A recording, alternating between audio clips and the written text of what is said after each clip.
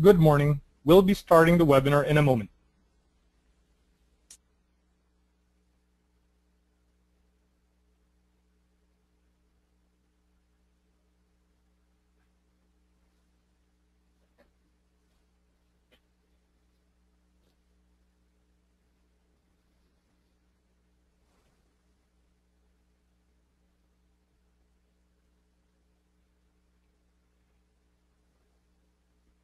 Hello everyone. My name is Jerry. I'm part of the Sharda Baker team and I'm very pleased to welcome you all to another Sharda Baker's Dog World webinar. Today we'll be talking about how to deal with dog aggression, jumping up, nipping and biting, and excessive barking. Before we start the actual webinar content, a little bit of housekeeping.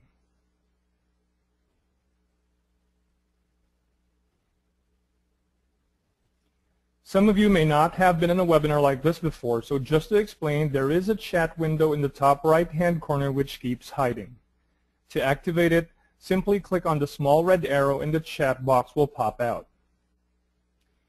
There is a section at the bottom of this chat window where you can type in text, so please say hello and let us know what type of dog breed you have to make sure everything is working properly.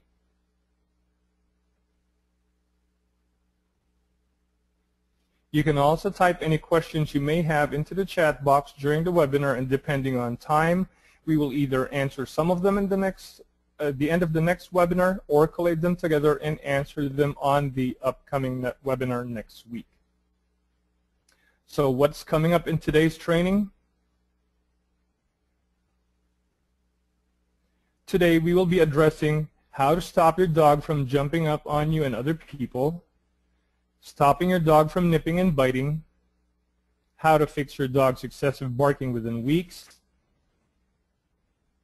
how to begin the DIY training your dog, and a live question and answer session.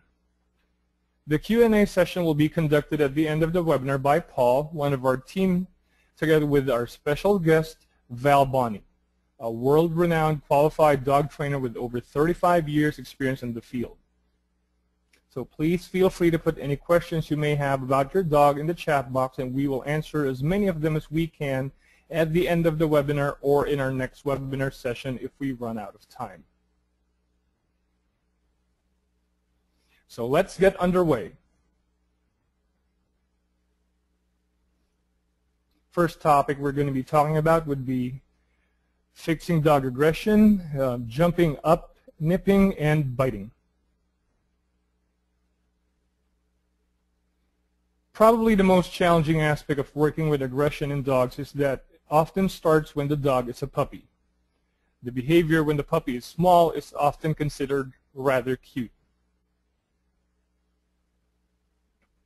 A tiny little puppy growling ferociously or chasing and nipping may appear to be almost comical, but once the dog is full grown, even with small breeds, the nipping is no longer funny, and the cute growling has made taking the dog out in the public into an embarrassing and stressful event.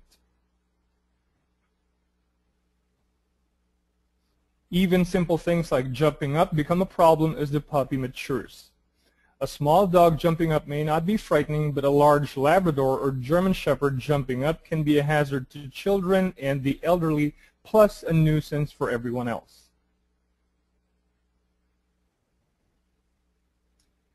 Controlling a dog's aggressive behavior is a challenge for most people. It is further complicated by the fact that some dogs are more dominant than their owners, or at least more dominant than some family members.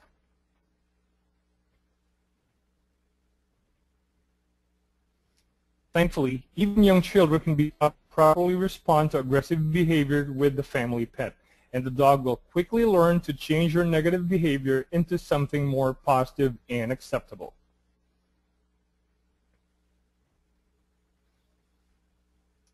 Each one of these behaviors, like jumping up, and nipping and biting, can be eliminated from your dog's behavior by following some basic dog psychology tips and working with your pet's natural instincts rather than against them. If you have several people working with the dog, it is very important to make sure that they are all using the same techniques. A great idea is to have one person with the dog initially and then involve other family members as the training progresses. Consistency will also very much increase the dog's ability to understand the changes that you are expecting.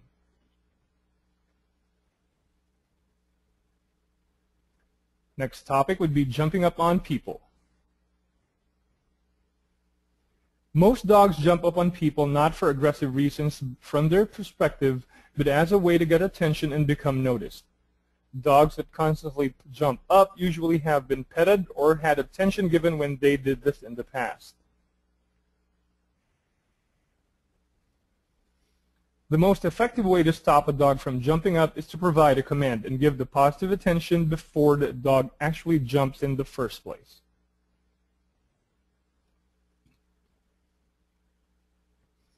If the dog jumps when people get home from the evening, try avoiding the dog for a few minutes until it calms down. Then when he or she is calm, let them in the house or out of the dog room and give them the command they usually follow, such as sit. Immediately when the dog sits, give a lot of positive attention. If the dog jumps up, say off or no in a firm voice and walk away. The dog will learn very quickly that sitting gets much more attention than jumping. If the dog is a chronic jumper and does this behavior no matter how long you wait for them to calm down, a more direct approach is to simply carry a small squirt bottle filled with clear tap water. When the dog jumps, direct a short spray of water towards the nose while saying off or no. As soon as the dog is on all 4 feet, give the sit command. Remember that this will only work if the dog already knows and responds to verbal commands. Praise the dog for sitting immediately. Some dogs will also respond to pennies or marbles in a can shaken when they jump. The key is to teach a dog to sit to greet you, not to jump, and to give lots of love and attention when they behave appropriately.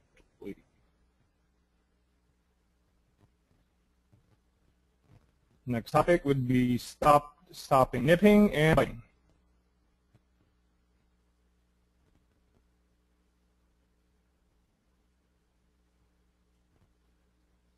Dogs nip and bite for a variety of reasons. In interaction between dogs, nipping and biting is a way for one dog or puppy to indicate that they don't like what is going on. It is a way for puppies and dogs to say stop to each other. As dogs mature, they may nip for other reasons, including demanding attention, avoiding something they don't want to do, or becoming excited or frightened. Each type of nipping and biting will require a different type of correction. Understanding why your dog is nipping or why your dog is nipping is a good starting point. Think about the times that your dog has nipped and answer the following questions. What was the dog or puppy doing? What was I doing or the person that was nipped? Was the dog in an environment or with new people? How did I respond to the nipping? How did the dog respond? And what happened after the dog nipped?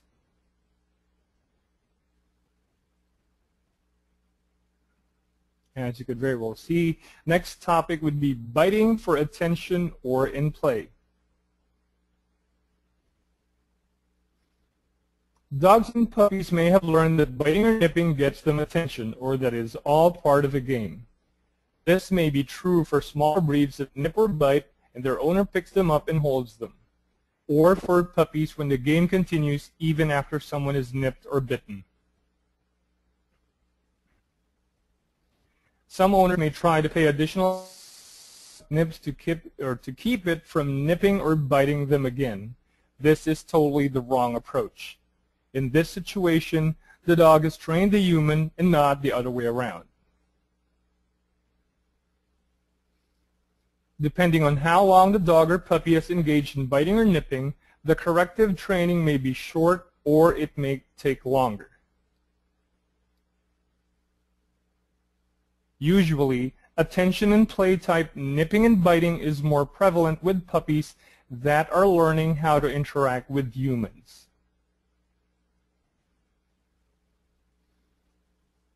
To stop the attention and playing and biting, follow these guidelines. Give a sharp, high-pitched ouch, stop, or ow, then no bite in a lower tone, without yelling or verbally intimidating the dog or puppy.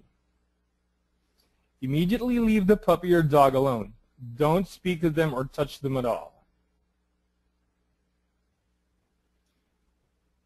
If the puppy or dog continues to try to bite after you've given the verbal no bite, try putting a few pennies or marbles in a clean tin can. Shake the can at the dog or puppy immediately after the no bite command. This will usually startle the dog or puppy and will reinforce the verbal instruction.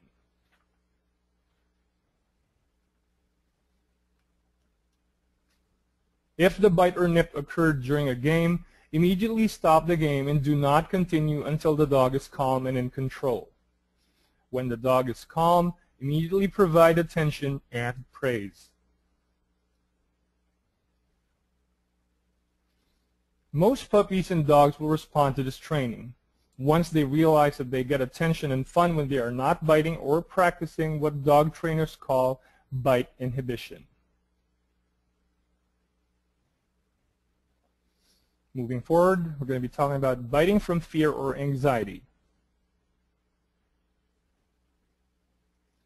If a dog bites when in new places or when new people are present, it is likely to be a nervous or fearful dog.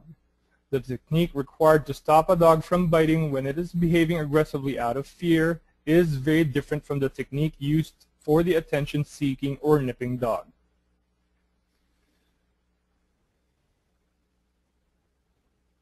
Dogs that are nervous or fearful need additional socialization, not isolation or being ignored. Ideally, socialization should occur in the first few months of a puppy's life and continue throughout the dog's life.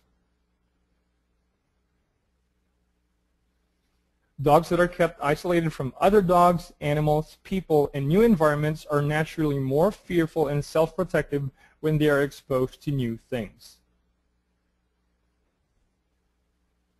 A dog's natural defense is to bite or run, so when you are out with a dog on a leash, the only option the dog often has to protect itself is to bite.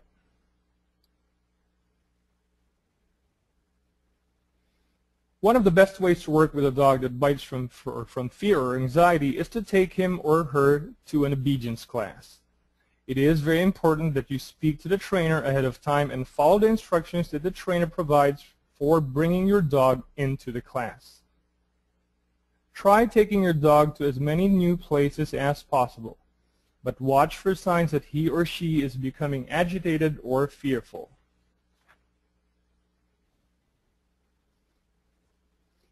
Nervous behaviors such as the following should be monitored.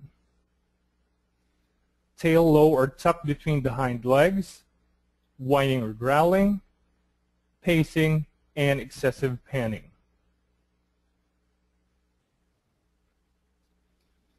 When the dog starts exhibiting these symptoms, immediately remove him or her from the environment and place him or her somewhere comfortable, such as the vehicle or their crate.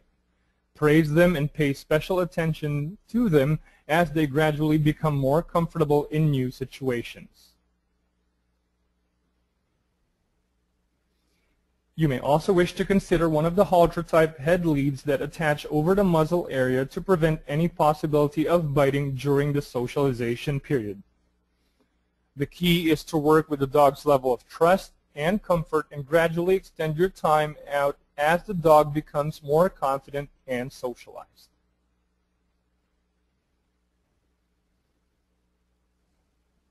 One final consideration is to make sure that you are not inadvertently encouraging your dog's aggression by your own actions. If you have a dog that jumps, nips, or bites, be sure to avoid any games or activities that encourage these behaviors.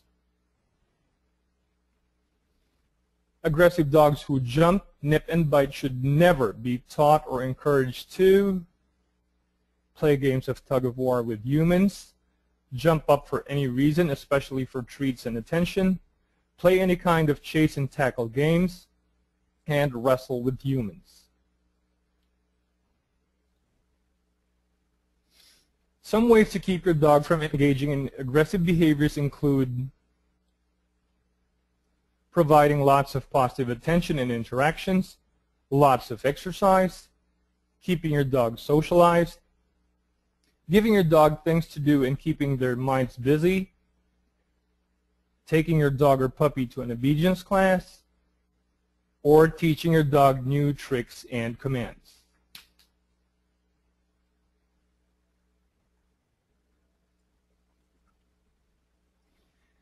Happy and well-socialized dogs have much less need for aggressive behaviors such as jumping, nipping, and biting. So let's move on now to another very important area of dog behavior that may or may not be aggressive. That area is excessive dog barking and is one of the main concerns we hear from most dog owners. So for the next section of today's webinar, we will address some of the reasons for excessive dog barking and steps you can take to fix your dog's excessive barking within weeks.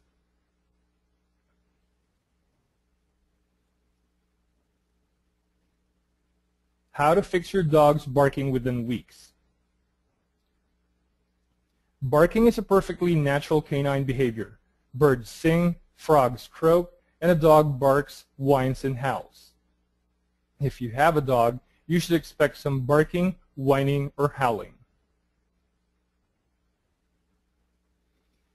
Your dog will bark to assert his dominance, to defend his territory, or to signal a need. Barking should not be treated as aggression in your dog until he does it excessively. If your dog is beginning to bark excessively, you need to determine why before you can start practicing the right corrective measures.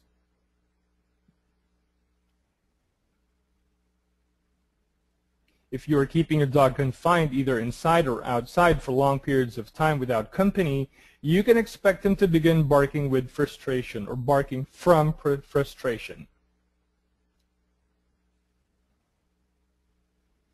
Dogs which are confined too much also have an abundance of unreleased energy which they may try to relieve by barking.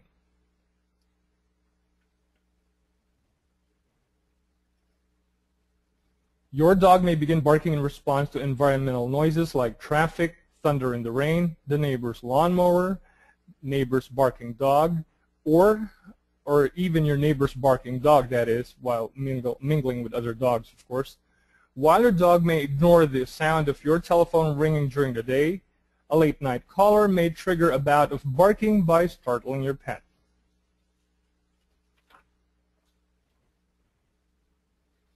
Separation anxiety is another factor that can certainly lead your dog to bark excessively. You may even have simply chosen a breed of dog temperamentally predisposed to barking. This is especially true of the toy breeds. It is unrealistic and unfair to think that you can train your dog to stop barking altogether. However, you and your neighbors and your dog will all be much happier if the barking is under control. If your dog is an excessive barker, you need to find out what he's barking about, which is not always easy. Your dog may be barking excessively because you unintentionally trained her to do so. Poochie speaks and you obey. Woof, and you open the door and let the puppy out. Woof, and you open it again and let her in. Woof, and she gets a treat. Woof, you didn't come home from work, and your dog has learned to get attention through barking. The first step in obtaining peace and quiet is to realize that barking is often caused by your dog by being lonely, bored, frustrated, frightened, or seeking your attention. These are all situations that you can alleviate. A well-exercised, happy dog is more likely to sleep all day while you are not at home. Next topic would be how to prevent your dog from barking.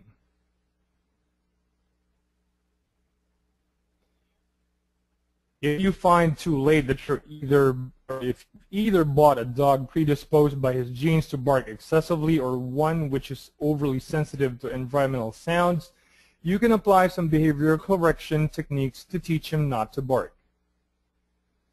You should never yell at your dog when he's barking unnecessarily, but a firm no and a tug on his leash if he's wearing one will send your message quite well. If you start shouting, he may simply interpret it to mean there is really something to bark about.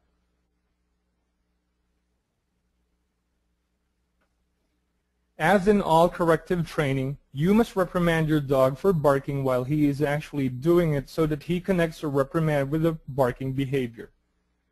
And you should be ready to reward your dog with verbal praise as soon as the barking stops. With all of these corrective actions, you need to be sure to praise your dog when he's not barking with a good dog. Yes, no bark.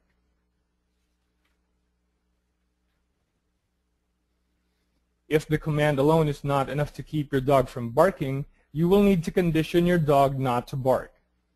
You can do this by pretending to go outside. Stay right on the other side of the door and listen for your dog to bark. Then when he starts barking, open the door quickly and say no or quiet. Repeat this over and over again until you could leave him without barking. Another option is to ignore your dog when he's barking. He's barking because he wants your attention. When you give him attention, though, even if it is to give him a command, you're rewarding him with your attention. Therefore, when he is barking at you, turn your head the other way or leave the room.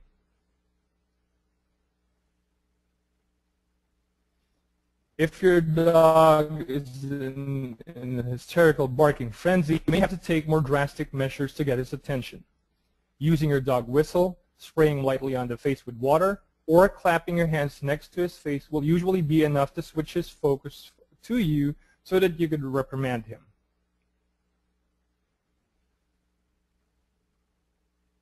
Moving forward, we're going to be talking about correcting or how to correct the barking. Here are a few suggestions on how to successfully approach your dog's excessive barking problem. You could use a leash. If your dog is barking uncontrollably when you're home, keep him on a leash so you can say no easily. You could also use a crate and send your dog to his crate for a 30-second timeout. If your dog misbehaves and no other types of reprimands work, you can give him a timeout. If it is longer than 30 seconds, the punishment will actually be ineffective. If he's barking during timeout, wait until he stops before you let him out. Otherwise, he will bark even longer louder the next time you give him a timeout. It may take several timeouts before your dog understands what it means, but once he does, this is a great way to discourage negative behavior. You could also provide sound. Drown out background noises that might frighten your dog with a television or radio. You could also close the curtains, especially if there is a certain time of the day when you know people will be outside your house. For example, when the mail deliverer is making his rounds or when school children are walking to or from school, then shut the curtains.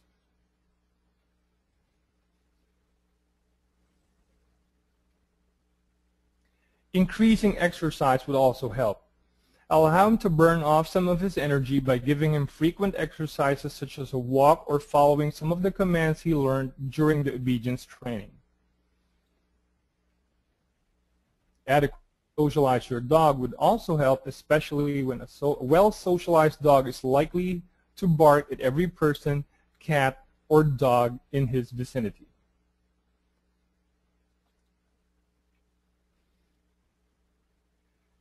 So, what is do-it-yourself DIY dog training all about, and how do you go about implementing all the necessary training strategies for your dog?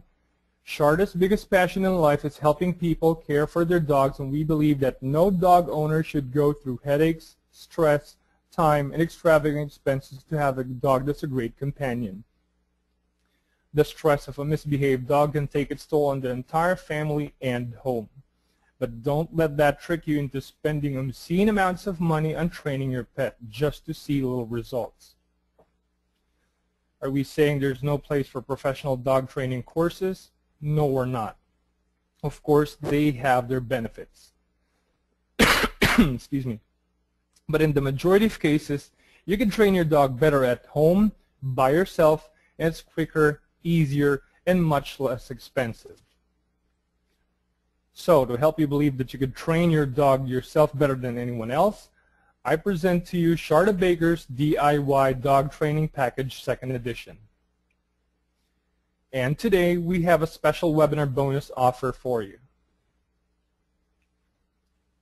Normally, Sharda's 2nd Edition DIY Dog Training Package sells for a special 49% discounted price of $57. However, today, as a special bonus offer or bonus for our webinar attendees, we are adding The Secrets to Easy Dog Grooming plus audio recordings, Sharda's Dog Allergy Help for Your Best Friend ebook, and Sharda's Book of Tips for the Finicky Eater and Overweight Dogs. That's a further $65.93 of value for free as a thank you to all live webinar attendees, which equates to a massive 68% discount. We are 100% sure that this package will over-exceed your expectations and provide the best resources you can find when it comes to at-home dog training. And that's why every ebook you will ever receive from Sharda is backed by a 100% no questions asked money back guarantee. If for any reason whatsoever you decide you'd like a refund within the first 60 days, you will immediately be returned your money, no questions asked. So take advantage of our special webinar offer today and get a massive 68% package of the DIY Dog Training Package plus the special webinar bonus of The Secrets to Easy Dog Grooming plus audio recordings, Sharda Dog's Allergy Help for Your Best Friend ebook, and her Book of Tips for the Finicky Eater and Overweight Dogs. That's a genuine savings of $141 for today's special webinar deal.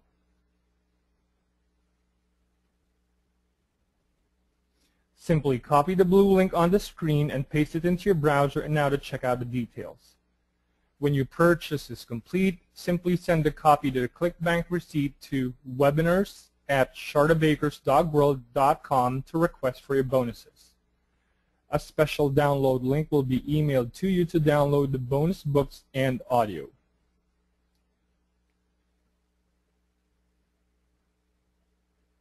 Due to the high number of registrants of this webinar, many of those who registered may not have been able to log on, or maybe the timing wasn't suitable for them. So since we are recording this webinar, what we intend to do is make a replay available to those who registered. To make it fair for all, we will email everyone with a link to the replay and keep the special bonus offer open for 48 hours after it is sent. After the 48 hours, the special bonus deal will be withdrawn, so don't delay in checking out this special offer right now.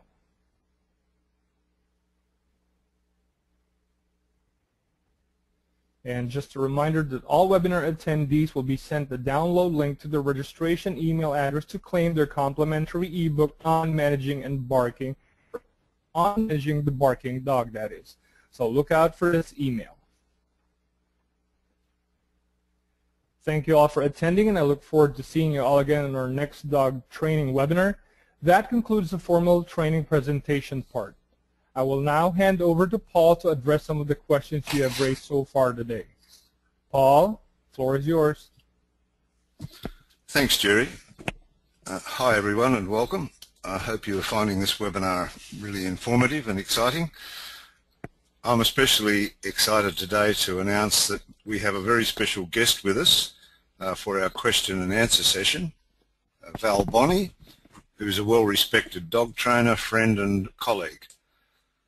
By way of background, Val runs a very successful dog training school in Brisbane, Australia, Bonnie's Dog Obedience and Care Centre, and has been in the dog training business for well over 35 years. She's considered one of the leading dog trainers in Australia and is highly regarded by the industry. Val's an accredited lecturer, conducts courses for instructors of many obedience clubs, and is experienced in all aspects of dog training, both here and overseas. Interestingly, she's the only lay member of the West Virginian Police Canine Association, having covered bomb detection work, drug detection, agility training, protection tracking, and obedience training under their direction in 1996. Val's a senior obedience judge with the Australian National Kennel Council. She's a German Shepherd dog specialty judge, an active member of several dog clubs, and continues to trial her own dogs in competition. Val's also worked very closely with the University of Queensland at St Lucia for more than 11 years in their TESOL program for Japanese students visiting Brisbane. She regularly goes to one of the biggest dog training schools in Japan every year for the past 11 years, participating in judging and training. She's also an accomplished author of the books Who's the Boss and Are You Still the Boss, with many thousands of copies sold in Australia, and she's recently released her new book, Hey Baby, Who's the Boss?, covering the problems of having young children and dogs together and how to address the issues. It's fantastic to have Val with us here today, and we feel sure that her wide experience in all facets of dog training will add a new dimension to your experiences with Charter Bakers Dog World. So welcome, Val, and many, many thanks for taking the time out from your busy schedule to share your wisdom with us today in our Q&A session. Thank you so much, Paul, and it's an absolute pleasure to be here. Well, I'm looking very forward to answering any questions that any of your clients may have, and I do hope that everyone is enjoying the webinar at this stage.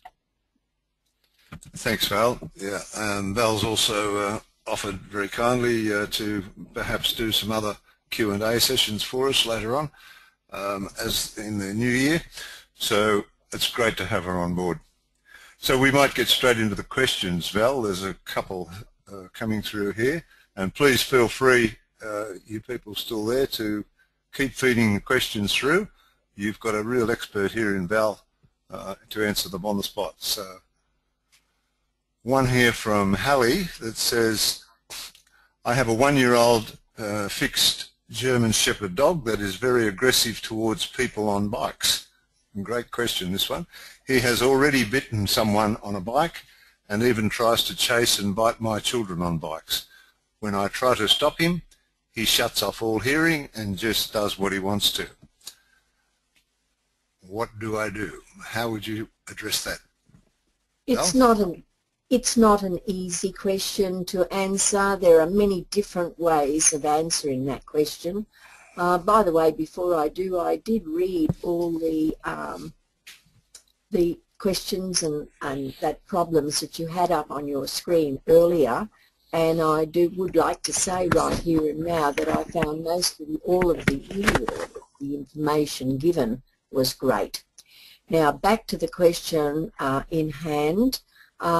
With the bike training, I would suggest, if you possibly can, that you put your dog on lead, you walk him as much as you can with someone riding a bike next to you, your husband or adult child or someone, but the dog must be on lead.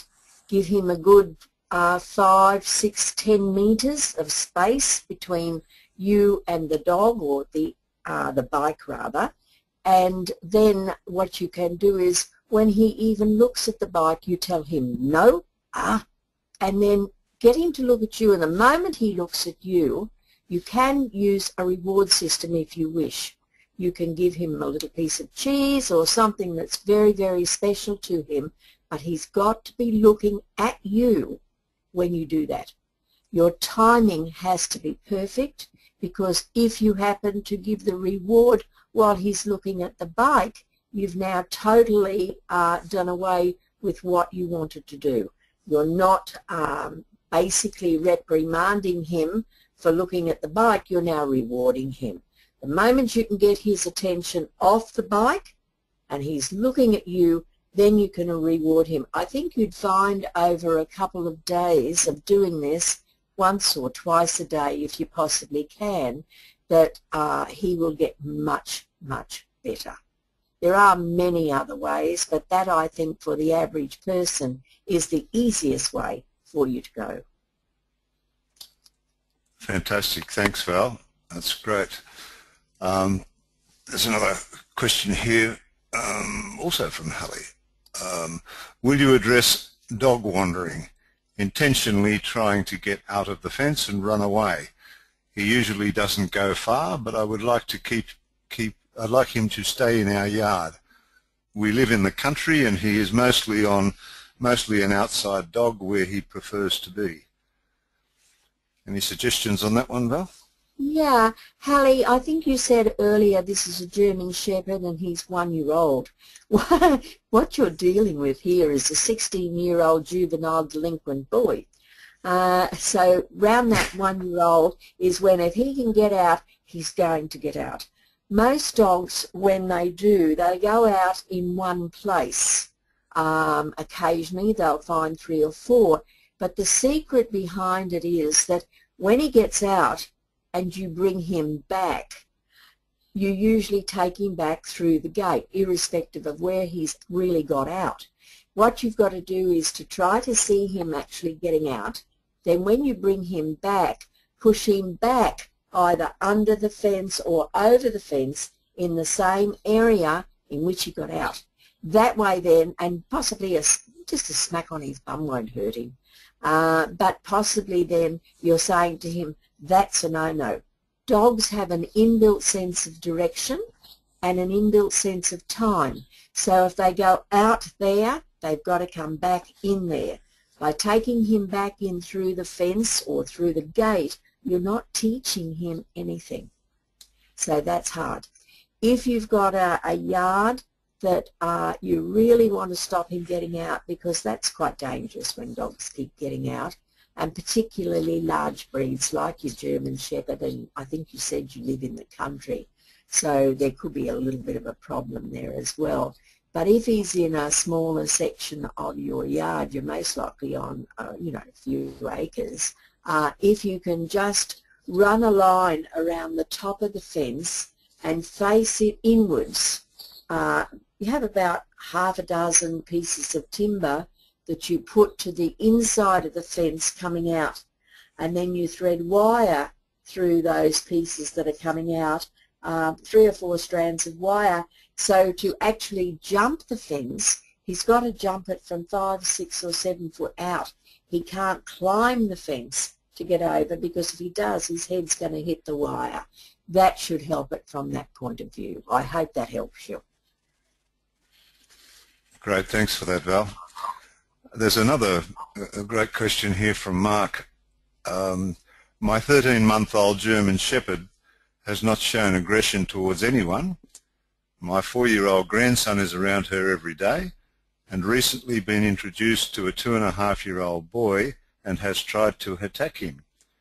She growls when he comes into the room and tries to bite him. I know this is one of your favourite subjects, Val, so perhaps you would like to address that one for Mark. Val's a real expert in this area, and we've had many discussions on it. So go for it, Val. It is. You've asked the right question, Mark. You did, Mark. Thank you for that. It's an area, of course, that if I was seeing you, if I was doing a home consult for you, we would go into lots and lots of different things. It could take me an hour to totally answer this for you, but I've got limited time, so I'll give you the best I possibly can. My first question to you would be, have you had this dog since he was a puppy? If you've had him from the age of 8 weeks through, what a puppy learns between 8 and 16 weeks is the whole basis of his adult life. It's a little bit like a brainwashing time. It's an imprint period. It's a very heavy imprint period, and the dog really never forgets what's happened to him during that time. Think back here, Mark. Did a child around the size of your 2.5-year-old one that's having a problem with the dog at the moment, did they hurt the pup in that time in any shape or form? Think back on it. It doesn't need to be a huge hurt. Children, even in play, can hurt a puppy and not realise it. If they have, then this would help to answer the question, because dogs, as I said earlier, have an inbuilt sense of time, an inbuilt sense of direction, and very much an inbuilt sense of height. Now, 2.5 children come in at a certain height, or around a certain height. Bigger children might never be any drama to your dog, but if your dog has been hurt by a 2.5 or a child at that size when he was younger, this will be a problem, and of course you will have to fix it. Excuse me, Val, if I can just jump in there for a minute without spoiling your train of thought. Mark says the dog was 8 weeks old when he bought it, and no, he didn't have any injuries from. That's good. Hurt. Right. Thanks for that. Thanks for that, Mark. That's great. So we can alleviate that side of it. I would suggest. Well, I always suggest for people with dogs, and I have German Shepherds of my own, and I've had Shepherds now for over 40 years. They're big dogs. When I have anyone, any friends, relations, my grandsons, anyone who comes to my home, when I've got my dogs out and the children are young, my dogs get put away. Children and dogs sometimes don't mix. It's difficult when you've got a child, if this child is living with you. Is he living with you, this 2.5-year-old? If you can answer that for me, that helps. If he's living with you, it makes it more difficult, and you will have to be very, very aware, and don't leave that child and that dog at this stage alone if you can help it. The answer to that question is yes, Val. Sorry. He does live. Good. Okay. Just moved whenever, in. Yeah. Don't leave dog, as I said, German Shepherds are large dogs. Don't leave your Shepherd with your 2.5-year-old totally alone at any time. It's not worth it. We have to be wise before the event, not sort of having a problem and being, well, you've got a problem, obviously, but we can't afford to have a child of that age bitten, any child bitten, of course, or anyone bitten, but you will need to be very careful with it. If the child can walk along with you when you go for a walk and have him walk next to the dog totally under your supervision, all of that will help. But he needs the socializing around the dog, but I would never leave him unsupervised with that dog at this stage. We don't always know why. Children are notorious. They don't mean it. He may not have hurt the dog in a day, but children have a tendency to lean over the top of the dog if he's lying down. I've seen littlies walk in and lie down next to the dog. They stare at the dog, which is not a good way to go for any dog or for anyone to make that total eye contact with the dog. The dog can read that as a challenge. I would get the young boy, while you're there, to put a little bit of food in his hand, show him how to point the fingers down and let the dog just lick the food from his hand so as to be near that child is nice for the dog. What the reason is why the dog has picked on this particular youngster of yours, I don't know, and I'm not there for us to be able to talk through the subject, which actually would take time. We might find out why if we had that time. So that's my advice to you at this stage. Keep the dog and the child always, if they're together, under supervision. Have the dog, if the child wants to play with his gear, pop the dog away into his crate somewhere for a while. It won't hurt him. Won't hurt him at all. And the dog, that crate becomes the dog's den. If the child's outside playing and you've got other people there playing, put the dog away. Be wise before anything happens. It's much, much better that way than trying to be wise after the event. Hope that helps. Thanks for that, Val. That's great. Yeah. There's a couple of questions here from Karen. We have a Labrador Retriever and he gets super excited when he sees people and jumps on them all the time. How do I address this so he does not jump on people? We just covered that a fair bit in the training, but would you like to just add a little bit to what we yeah, it was very well covered. It was very well discussed in the training, I thought, and congratulations on having a Labrador. They're the world's fun dogs, aren't they? And if anything's going to do that sort of thing, it will be the Labby. He loves it because he wants to make a contact with you. My suggestion too would be a couple of suggestions here, and you can work whether or not you can do it. When the dog jumps up, and he puts his paws usually up on a Labby, up onto your chest or onto your waist, depending how tall you are, etc. Don't push him away. Don't say anything. But the next time he does it and he's coming up, put something, your knee, just raise your knee. Now I'm not saying hit out at the dog. I'm saying raise your leg, either left or right, and just hold your knee there. So as when the dog comes up, he will knock the knee. Your knee is not to hit at him, but let him knock the knee. It's a blockage. Put the blockage there of your knee. Now do that, then say nothing, and then what you do, before that, as he's coming, doing that, and your knee comes up and he knocks your knee, pat your chest and say, good boy, up here, up here. And as soon as he feels that blockage, he's going to stop. That's when you stop, and all you say to him is sit. Now, a nice command, not a suggestion. It's not sit, will you please sit? No, it's a definite sit. When he sits, tickle under his chin. He's in front of you. Tickle under his chin. That's a good boy. You will find after a half a dozen of those that when the dog comes up to you, he's going to sit instead of jumping. Now, once he sits, good boy, just turn quietly and walk away. That way, I would say you will solve your problem in about 3 days. Okay? Thanks, Val. That's great. Wonderful. Karen also had another question. I also want to know what to do so my dogs stop fighting. We have a Lab Retriever and a Yorkie.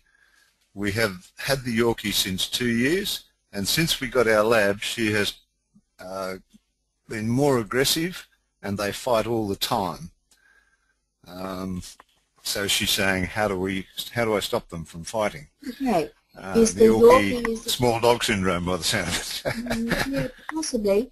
Is the Yorkie a bitch, and what's the Labby? Is the Labby a bitch or a dog? Are they both the same sex? That's a question. If you're still there, Karen, if you could type that into the chat box so we can answer that for Val.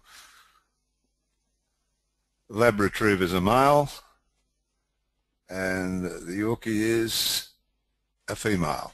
There you go. So we've got a male Lab and a female Yorkie. Okay. I thought she said the Yorkie was a bitch. Okay, you've got one of both sex.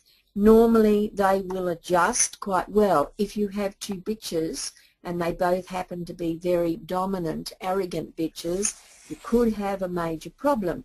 But usually with a bitch and a dog, it does settle. But it depends on you, Karen, here. What can happen, I think you've had the Yorkie first, and then you've got the Labby. Correct me if I'm wrong. But if I'm wrong that way, it'll be the other way. Be careful of your pecking order. What can happen is when the first dog is in charge, okay, you should be coming in the pack structure below you and your partner. Then will come dog, and then possibly any younger children. They're usually down the bottom rung of the, I call it a ladder of life. What can often happen when you bring another dog home is, because you want to give the other dog, you know, a lot of attention and you think you're doing the right thing, you throw the pecking order out of order. You have to decide which of your two dogs at the moment is the top dog, for want of a better way of putting it. Then you've got to keep that pack structure in order. If you put that packing order out of order, the dogs will continue to fight. But if your Yorkie is in charge, if you really think he's in charge, then when you come home or you do anything, the Yorkie gets the first attention, then comes the Labby. Otherwise, the one that is on top but's getting treated as second in line, then you've got a huge problem, because it's a little bit like, let me think. You've got a managing director and a office boy, and they walk into the office together. Which one is it automatic for most of us anyway to say good morning to first?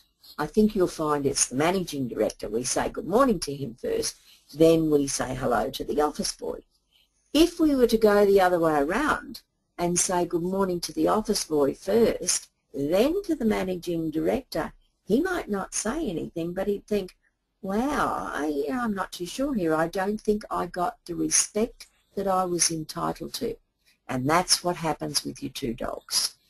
You need to give that acknowledgement and that respect to the leader of those two dogs.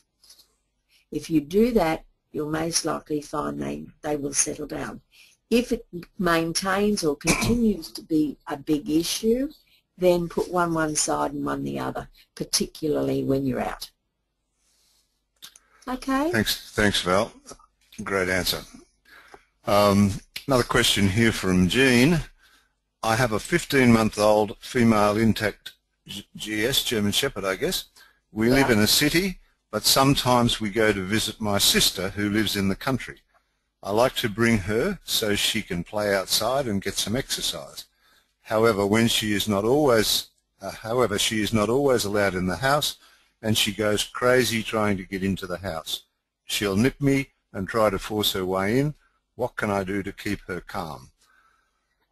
Okay, so this is a 15-month-old German Shepherd that's still entire. That's female, what I gathered from that. Yeah, I think that's what it means. Now, what I would suggest first off is, if you're not going to do any breeding with this German Shepherd, I would seriously contemplate having her spayed. There's not a lot of reason to keep her entire if you're not going to use her as a stud bitch. Now, the reason being that it will lower a lot of her hormonal problem, and it will help her to become a better pet. When you go to your sister's and you go into the country, there's a lot of different smells out there. The grounds are like a smorgasbord. It can really raise her hormonal and testosterone, and all sorts of things can really be raised here. So your sister doesn't really want to have to put up with your dog just running around crazy. If she has other dogs, does she have dogs there as well? Does your sister have dogs when you go out onto this property? Can you just answer that question for me?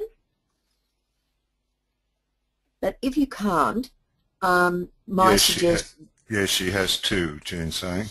She has two dogs. Right. Do her two dogs and your dog, do they get into any sort of altercation at all? Do they get into a fight or an argument in any shape or form? Just wait for an answer for that. Sometimes. Sometimes. Understand, when your dog goes onto their property, they own it. So that's a big thing. It's a big thing to always remember. Dogs can be very territorial, but when they live in an area, like my dogs are well socialised and quite frankly love other dogs, but not when other dogs come here to my home.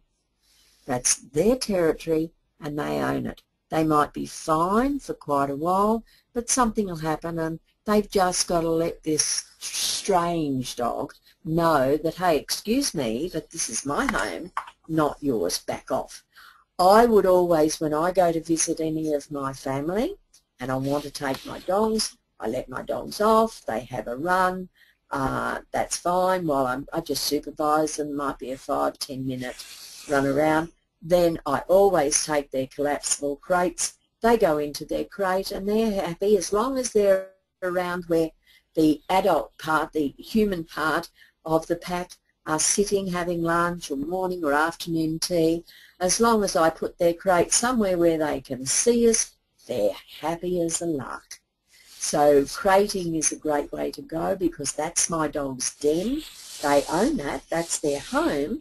So put them into their home, close the door, and as long as they're around where we are sitting, whether we're inside or outside, they're more than happy. So I think that would solve your problem, love, if you do that. Thanks, Especially Val. yeah. Sorry. That's all right. I was Especially just going to say, especially with dogs like German Shepherds, they really do love to be with their owners. Mine do anyway. Yeah, very affectionate dogs, that's for sure. Okay, an earlier one here from Barbara. I'm fostering an older male dog who suffers from separation anxiety.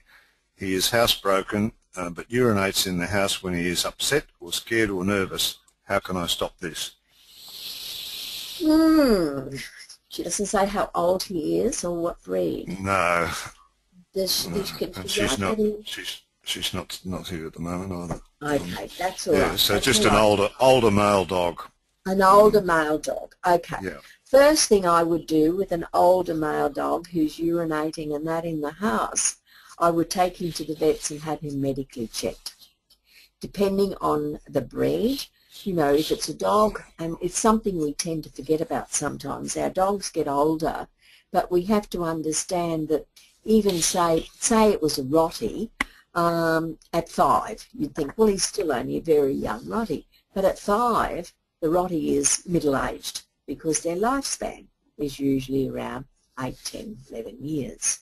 So he's middle-aged. He could have a urinary tract infection or something like that. So my first thing would be have him physically checked out, have his kidneys and urinary tract area checked that there was nothing wrong there. If there's nothing wrong there and it is just a case of shyness, wariness, separation type thing, then you've got to do behavioural work on it, and that's not easy, especially if he's older and he's been doing it a long time.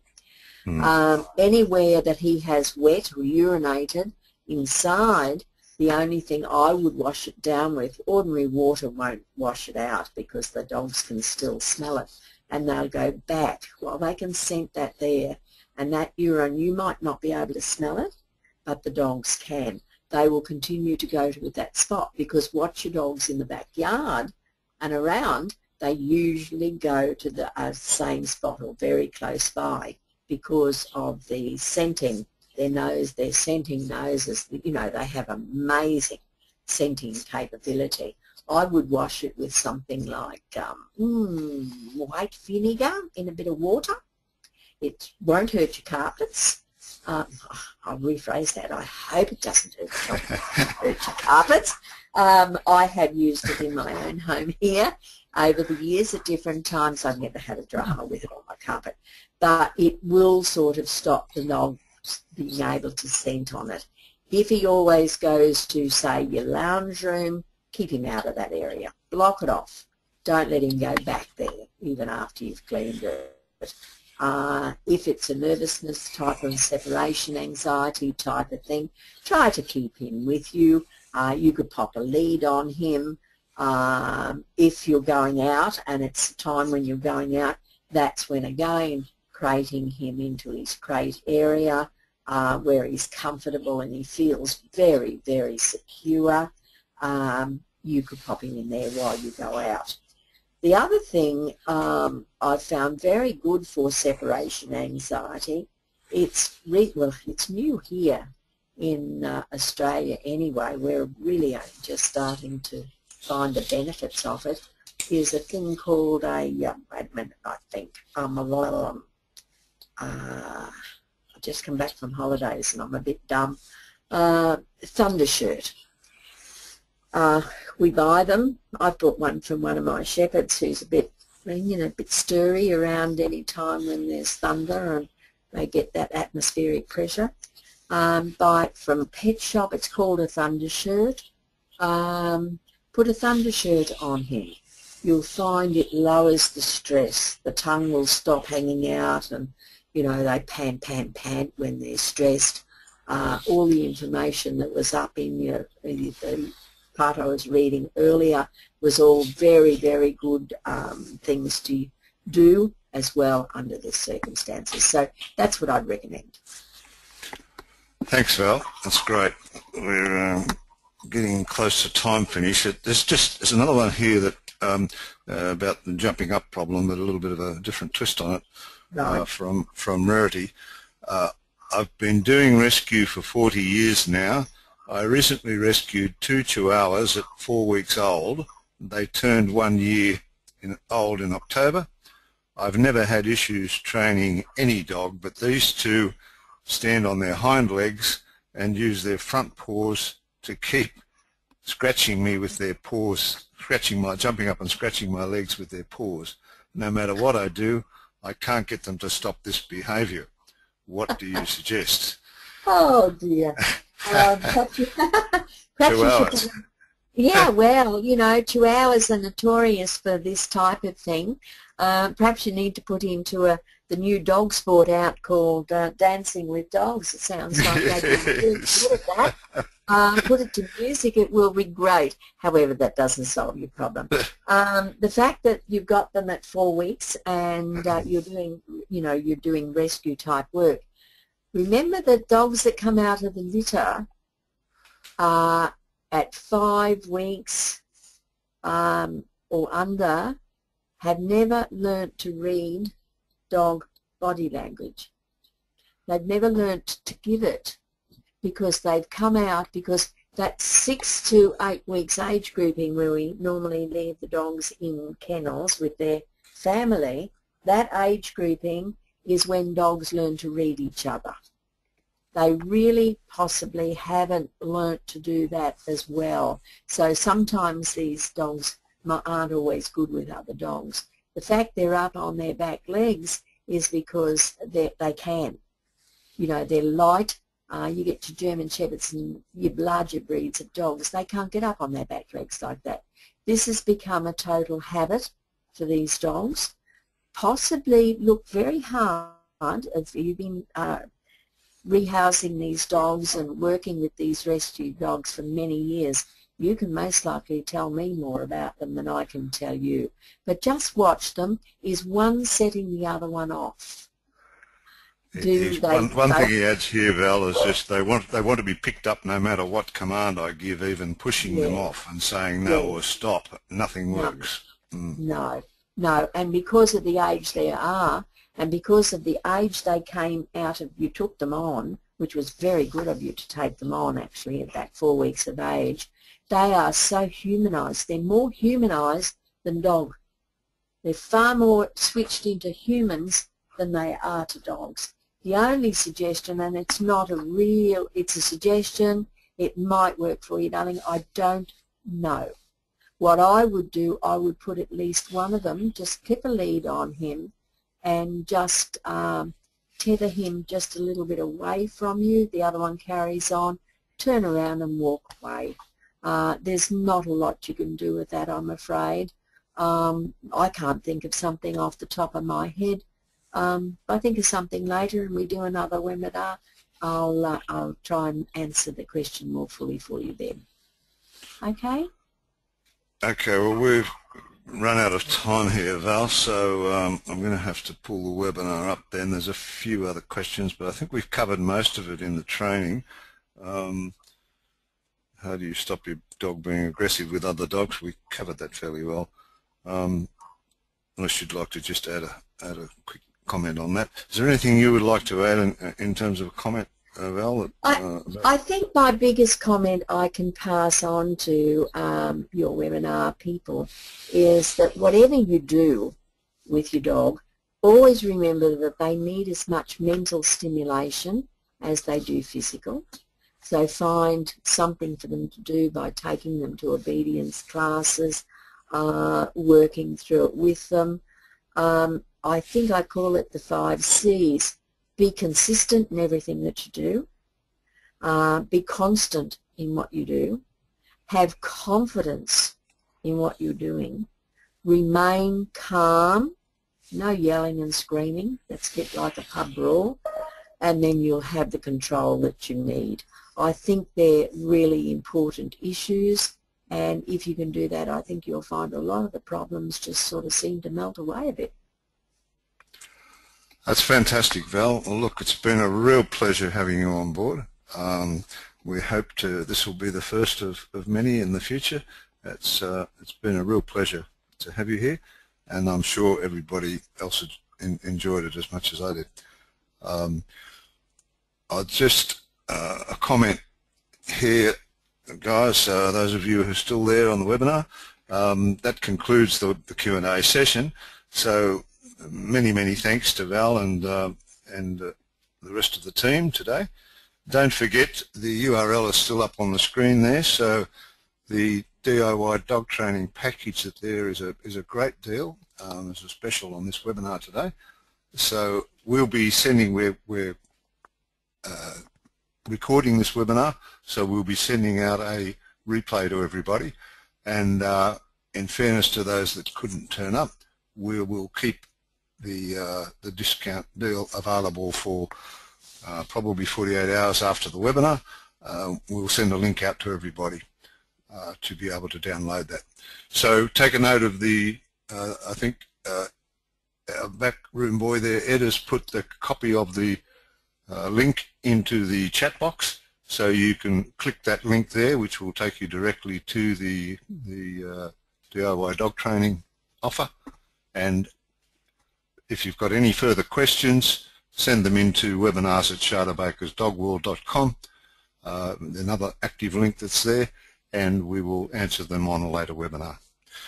So thanks everybody. Thanks Val. Thanks the team in the background, and Jerry for your presentation. And we'll see you on a further upcoming webinar. Bye for now.